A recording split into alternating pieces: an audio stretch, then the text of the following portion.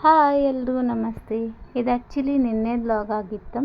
ನೃತ್ಯ ಬೆಳಗ್ಗೆ ರೆಡಿ ಮಾಡಿ ಸ್ಕೂಲಿಗೆ ಕಳಿಸ್ಬೇಕಂತೇಳಿ ಕಳ್ಸಕ್ಕೆ ಹೋಗಾಕತ್ತಿದ್ನಿ. ಆಕಿನ ಟೈಮಿಂಗ್ ಬಂದು 9:30ಇಂದ 12 PM ಇಷ್ಟು ಇರ್ತೈತಿ. ಸ್ಕೂಲಿಗೆ ಕಳಿಸಿ ವಾಪಸ್ ಮನೆಗೆ ಬಂದು ಸ್ವಲ್ಪ ಕೆಲಸ ಮಾಡೋ ಅಷ್ಟೊತ್ತಿಗೆ ಅಂದ್ರೆ ಆಕಿನ ಟೈಮ್ ಆಗಿಬಿಟ್ಟಿರ್ತೈತಿ. ಆಮೇಲೆ ಮನೆಗೆ ಬಂದು ಎಲ್ಲ ಕೆಲಸ ಮುಗಿಸ್ಕೊಂಡು ವಾಪಸ್ ಆಕಿನ ಕರ್ಕೊಂಬರಕ್ಕೆ ಹೋಗಿದ್ನಿ. ಕರ್ಕೊಂಬಂದು ಆಕಿಗೆ ಫ್ರೆಶ್ ಅಪ್ ಮಾಡಿಸಿ ಊಟ ಎಲ್ಲ ಮಾಡಿಸಿ ಅಂದರೆ ಸ್ವಲ್ಪ ರೆಸ್ಟ್ ಮಾಡಿದ್ದು. ಈವ್ನಿಂಗ್ ಸ್ನ್ಯಾಕ್ಸ್ ಏನಾದರೂ ಮಾಡಬೇಕಂತ ಅನ್ಸತ್ತಿತ್ತು.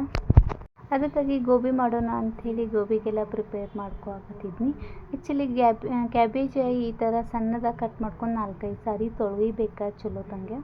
ಆಮೇಲೆ ಅದಕ್ಕೆ ಒಂದೂವರೆ ಕಪ್ ಆಗುವಷ್ಟು ಮೈದಾ ಮತ್ತು 1 ಕಪ್ ಆಗೋಷ್ಟು ಕಾರ್ನ್ಫ್ಲೋರ ಮತ್ತು 1 ಕಪ್ ಆಗುವಷ್ಟು ಕಡಲೆ ಹಿಟ್ಟು ಇಷ್ಟು ಹಾಕಿ ಸ್ವಲ್ಪ ನೀರು ಹಾಕಿ ನೀಟಾಗಿ ಒಂದು ಸ್ವಲ್ಪ ಕಲಿಸ್ಕೋಬೇಕಾಗ್ತೈತಿ ಮಿಕ್ಸ್ ಮಾಡಿ. ಆಮೇಲೆ ಸ್ವಲ್ಪ ಸಾಲ್ಟ್ ಮತ್ತು ಖಾರ ಇಷ್ಟು ಹಾಕಿ ಅದನ್ನು ನೆನೆಯಾಕೆ ಬಿಟ್ಟುಬಿಡ್ಬೇಕು. ಆಮೇಲೆ ಈ ಕಡೆ ನಾನು ಸಾಸ್ ರೆಡಿ ಮಾಡ್ಕೋಬೇಕಂಥೇಳಿ 3 ಟೊಮೆಟೊ ಹಿಂಗೆ ಕುದಿಸ್ಕೊಂಡು ಅದ್ರ ಸಿಪ್ಪೆ ತೆಗೆದು ರುಬ್ಕೊಂಡು ಇಟ್ಕೋಬೇಕು. ಆಮೇಲೆ ಒಗ್ಗರಣೆಗೆ ಅಂಥೇಳಿ ಸ್ವಲ್ಪ ಆಯಿಲ್ ಮತ್ತು ಚೆಂದಾಗಿ ಹೆಂಚಿರೋ ಆನಿಯನ್ನ ಇದೆಲ್ಲ ಹಾಕಿ ಫ್ರೈ ಮಾಡಿ ಆಮೇಲೆ ರುಬ್ಕೊಂಡಿರ್ತೀವಲ್ಲ ಅದನ್ನು ಸ್ವಲ್ಪ ಹಾಕಬೇಕು. ಆಮೇಲೆ ಸ್ವಲ್ಪ ಬೆಲ್ಲ ಹಾಕಬೇಕು, ಸ್ವಲ್ಪ ಹುಳಿ ಇರ್ತೈತಿ ಅಂಥೇಳಿ.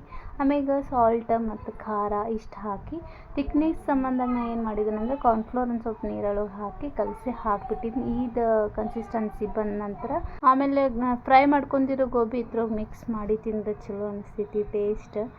ಆಮೇಲೆ ಧೃತಿಗೆಲ್ಲ ಹಾಕ್ಕೊಟ್ಟು ನಾವೆಲ್ಲ ತಿಂದಿದ್ವಿ. ಇವತ್ತಿನ ವ್ಲಾಗ್ ಇಷ್ಟ ಆಗಿತ್ತು. Thank you.